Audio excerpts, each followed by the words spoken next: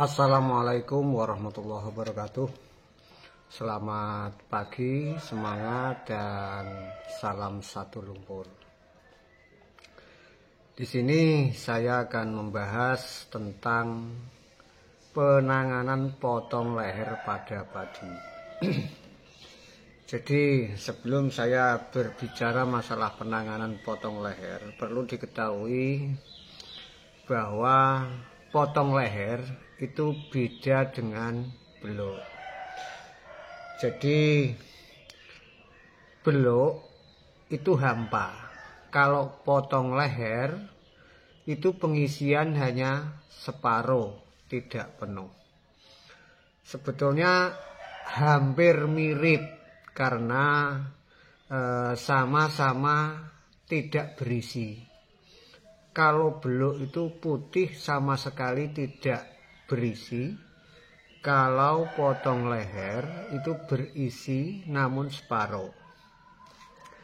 Belok itu diakibatkan serangan ulat penggerak batang. Karena ulat penggerak batang menyerang padi di usia generatif, menginjak mulai keluar, sehingga mengakibatkan belok. Kalau potong leher, kali ini saya bicarakan potong leher karena banyak terjadi serangan potong leher, namun petani ini tidak tahu sehingga tidak tertangani.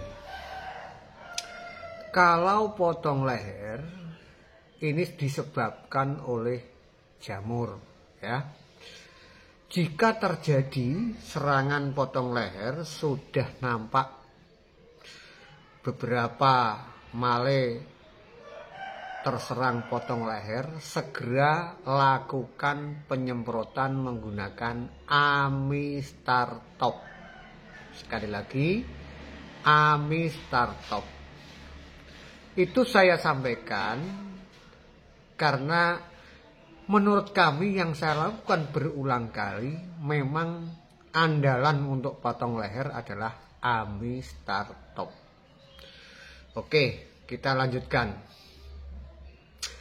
Sebenarnya penanganan potong leher jika sudah terjadi 1, 2, 3 malai terserang potong leher, ini sebenarnya kita sudah terlambat. Ya, kita sudah terlambat. Potong leher itu sebenarnya sudah kita ketahui tanda-tandanya lama sebelum terjadi serangan potong leher. Potong leher itu didahului dengan serangan bercak daun. Sebelum terjadi serangan potong leher, itu didahului serangan bercak daun. Jika di usia pertumbuhan padi Bapak Ibu, ini ada tanda-tanda bercak daun. Bercak daun seperti ketupat gitu ya di daun. Bercak-bercak hitam, coklat.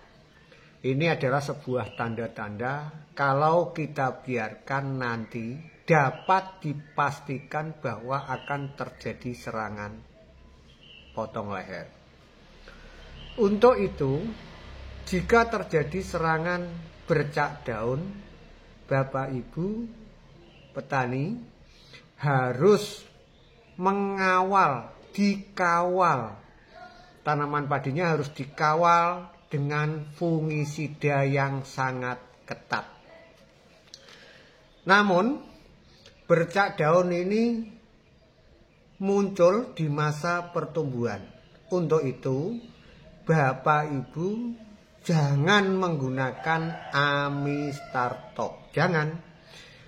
Ketika muncul bercak daun di usia pertumbuhan atau vegetatif, Bapak Ibu tidak boleh menggunakan Amistartop. Kenapa? Karena nanti pertumbuhan padi Bapak Ibu akan terhambat. Lalu dengan apa kita menanganinya? Kita menggunakan fungisida yang berbahan aktif selain bahan aktif azol. Jadi misalnya ketika terjadi bercak daun di usia vegetatif, jangan sampai satu menggunakan amistartop.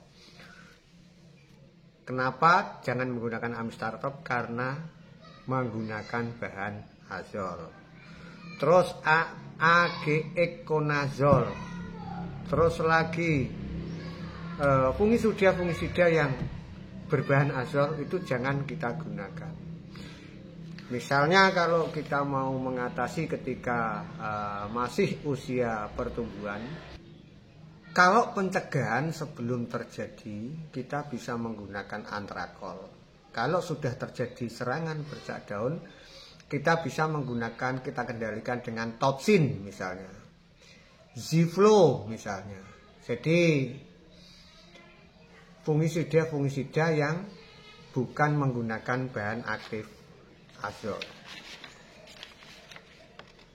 Nah, bercak daun ini muncul juga disebabkan karena apa? Bercak daun muncul ini disebabkan karena tanaman kita itu tumbuh subur, rimbun. Tumbuh subur, rimbun, anakannya banyak, begitu. Nah, terlebih sering turun hujan sehingga akan tercipta kelembaban yang tinggi. Nah, intinya potong leher itu didahului bercak daun. Bercak daun, potong leher ini dipicu karena kelembaban. Kelembaban tinggi ini dipicu karena sering turun hujan. Walaupun sering turun hujan, namun kalau tanaman kita tidak rimbun, wetel begitu ya, anakannya banyak, sehingga tidak terjadi kelembaban yang tinggi. Jadi ini penyebabnya adalah kelembaban yang tinggi. Kelembaban yang tinggi disebabkan karena tanaman rimbun, tumbuh subur, terlalu banyak nitrogen sehingga terjadi serangan bercak daun. Nah, untuk itu ini sebuah dilema sebetulnya ya. Kita semua suka, senang ketika tanaman kita itu tumbuh subur dan rimbun. Pasti kita suka, kita senang. Namun di balik itu, kalau kita tidak waspada, akan terjadi kelembaban yang tinggi sehingga memicu tumbuhnya jamur. Ketika jamur menyerang sehingga akan terjadi serangan potong leher atau patah leher, sehingga akan menurunkan hasil panen. Nah, untuk itu Bapak Ibu perlu kita antisipasi. Sebetulnya kalau tanaman kita rimbun, kita harus menggunakan fungisida yang kuat. Kita harus selalu kawal dengan fungisida. Fungisida apapun, dengan merek apapun, yang terpenting fungisida. Jadi kadang-kadang petani ini salah menggunakan pestisida, salah minum obat. Jadi misalnya sakit perut minum Paramek, atau sedang sakit kepala namun minum obat sakit perut. Jadi pengobatan atau pestisida yang digunakan para petani ini biasanya tidak tepat.